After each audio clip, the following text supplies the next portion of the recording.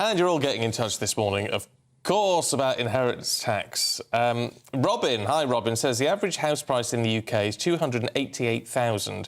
Inheritance tax starts at $325,000. This is much more than just a rich man's tax. Oh, yeah, thousands and thousands of people are going to be drawn into this, I think, over the next decade or so. What does Liz say? Liz says, this tax can affect divorced people a lot. When you're a married couple with a house, you can leave up to £1 million to your children, but if you're divorced, you can only leave $500,000 to them. Yes, I don't understand this, actually. Is this to encourage people to stay together? Well, no, but it's $500,000 per parent, isn't it? No, but you can give £1 million to your children if you're married, without tax. Yeah, well, no, but it's per parent. Right, OK. So it's $500,000 per parent. OK. Sort of thing. So if your house is worth $1 million, well, yeah.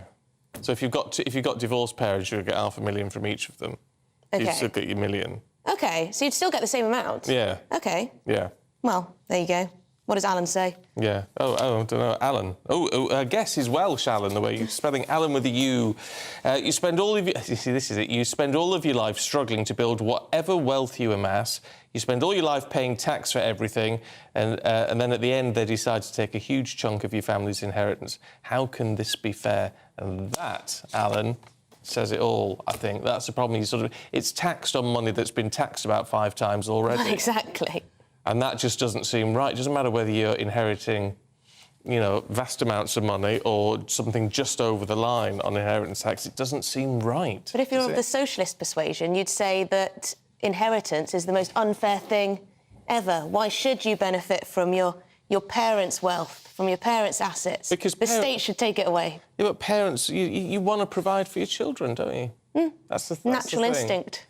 But anyway, let us know what you think. GBViews at gbnews.com. Quick scout through the front pages this morning. The Sunday Mirror leads on a former nanny to Boris Johnson claiming Carrie sacked her for boozing with Boris. The Observer says Sunak pushes to axe HS2 link ahead of the Tory conference. And Daily Star Sunday says there's a nasty... Oh, no, I'm not doing this one. I'm not doing this one.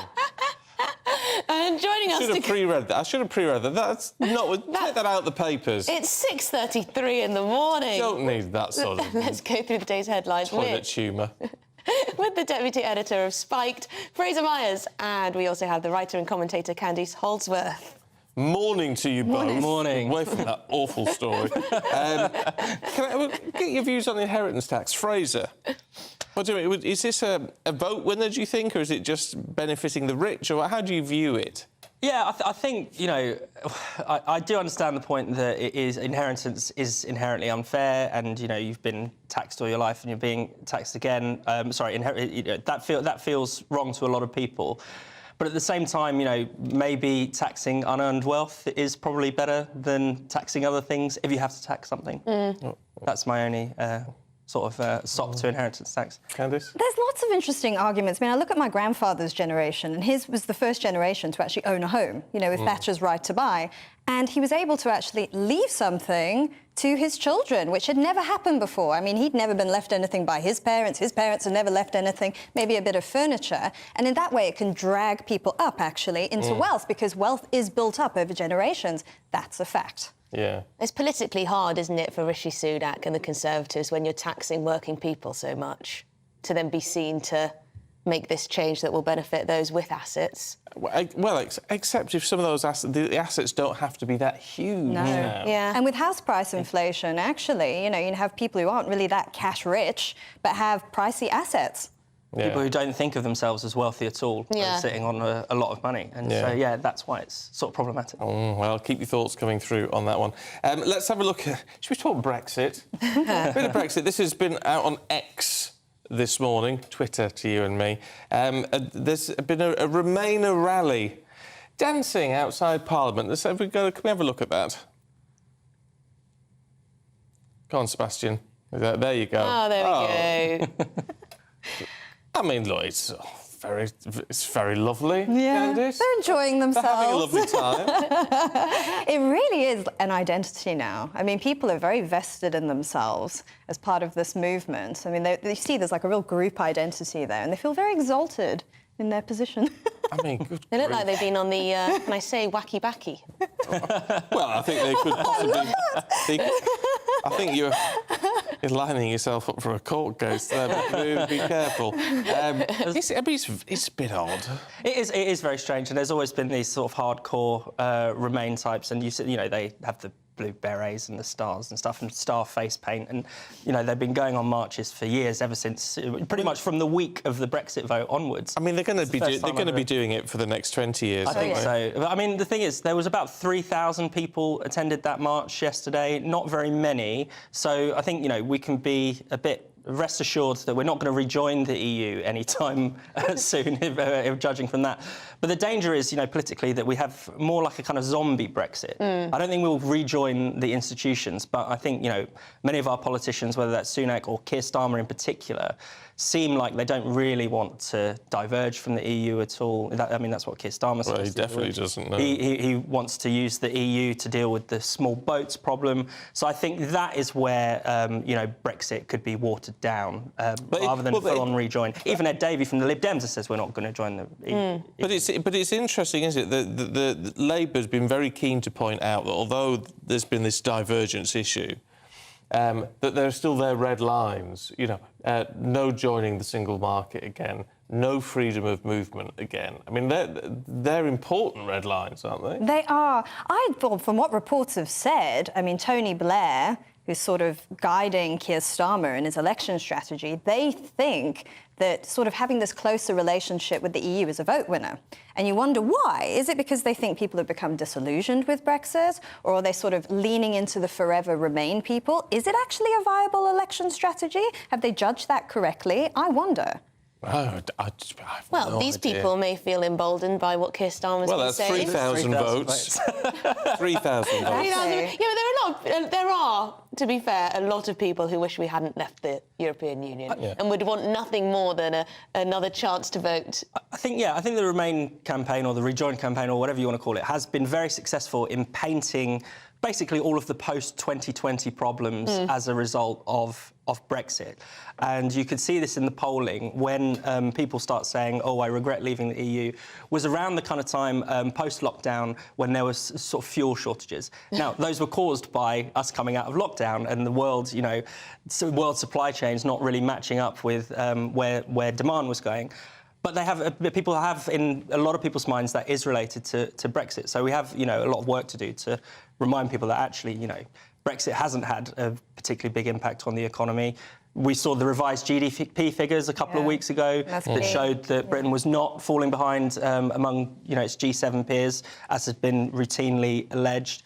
But unfortunately, the narrative of everything bad is, from big macroeconomic problems to literally everything in my personal life is down to Brexit. That's a very good point. Well, very good point. Maybe it will convince a few people by having a little bit of impromptu ballet outside. I must say, if people... maybe the arts has taken a knock since Brexit. If people haven't seen Ben Leo, one of Dan Wootton's producers, went down to the march and did he? had a chat to some people down there. Oh, did it he made give for him a very prod? amusing content. He asked one chap what he misses about the EU, and that chap couldn't name anything. So we should line that up. We'll try and we should line that up for later because it is quite fun. It is quite fun. Right, let's move on to health matters. It's in the Sunday Times this morning. It's Deanna Davison, obviously used to work here, suffering from migraines so bad that she's actually quitting her ministerial job as a result of that. This story struck me because I'm a migraine sufferer as well. I haven't had one for years, thank goodness, because they do go away. But for her,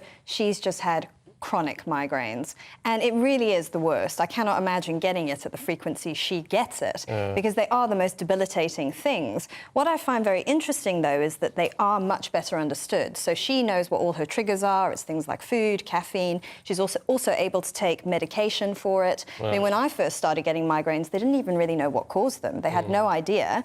But then when scans got better, they realised, it's something to do with the nervous system. Is that what it is? Yeah, your nervous system overreacting to to something. And I think that there's more information about migraines now, which is great, actually. It's not what always irritates me with this sort of thing is the fact when people go around saying, oh, I've got a migraine today, and you haven't. That's what she says. They're actually two very different things. Yeah. It's very different. I mean, with a migraine, I mean, you can start vomiting. I mean, your vision gets affected. Some people have seizures. It's a very serious thing, actually. But I was listening to that Andrew Huberman podcast, which I absolutely love. He's a neuroscientist, and he was saying exactly what things trigger migraines, and that is so good, because I think when I first started getting them, it's like you got it, you just went home from school, you went to bed, and you got over it. But now there's a lot of very good quality health information out there, which is great. I think I've had one once, and I couldn't lift my head off the pillow.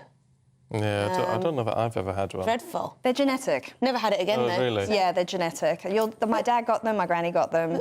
They run in families. Fraser, wasn't Deanna Davison going to stand down at the next election? Yeah. In any case. Yeah, and so... Not to say that she's I know, not but suffering. this adds a bit of context to her sort of previous remarks. She basically said she had wanted to have a normal life, that she felt that by being in Parliament, she was missing out on her 20s, essentially.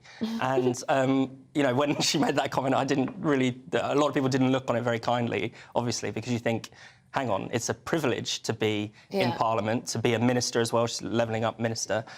You know, why would you want a normal life? Why would you trade normality for this? But maybe this is the sort of story that she'd been kept quiet. Maybe that was what was pushing her out. Yeah, it could well be. It is impressive how we are making progress on these sort of things, though, because it's stuff which has blighted people for generations, and you just have to knuckle down and get on with it. Yes. Whereas these stuff like that is changing now. It is. I mean, I knew someone, she was a nurse for 30 years. She just had to get on with it. She couldn't keep taking time off work. It was her passion, but she got migraines. There are so many treatments now. And I feel like health is a huge topic right now. People are so interested in how to improve their personal health. There's a lot of resources that you can look at, which is really great. Absolutely. Yeah. Should we go to another story? We haven't got time, really. OK. I'll tell you what we'll do. Let me have a look at... just a quick word about this new pandemic on the way. Because we'll talk about... Well, it's in the Sunday Telegraph, so we'll just have a very brief word on it for now, Fraser. But we are prepping for the next pandemic. Yeah, for disease X, so we're working on, potential ways of getting a vaccine. Elon Musk disease. Quickly, yeah. Working on ways of getting a vaccine up quickly, drawing up plans for, the sort of social response. And what's interesting is Jenny Harries, the head of the UK Health Security Agency, has said we should behave more like Sweden next time. Less, legal restrictions, giving people advice, not mandating what they do at any one time. And I think that's, a positive thing, because actually, in the end, Sweden had some of the fewest excess deaths by the end of the pandemic, and also let people, make their own choices and let them live freely, and trusted the public God, to I wish we'd had this. behave themselves. I wish we'd had this advice at the time, don't you? I know, yeah. Also, you can just, even if they say this, if something does happen like COVID again, you can just imagine the panic being ramped up once more. Well, if they're saying it's going to be so much worse... Our original plan was to essentially let it wash through, and public pressure or media pressure and things like that changed it. That put us into lockdown. So, whether this actually comes off. But I don't miss the daily death count. God, those were bleak times. They were bleak times, but I still don't know where we were with that death count, because it was people who died with COVID, not from COVID. So it's a bit of a skewed picture. We may never know. We may never know, but we don't want to go through it again, that's for sure. No, thank you. Fraser, Candice, stay with us, because we're coming back to you in just a sec. But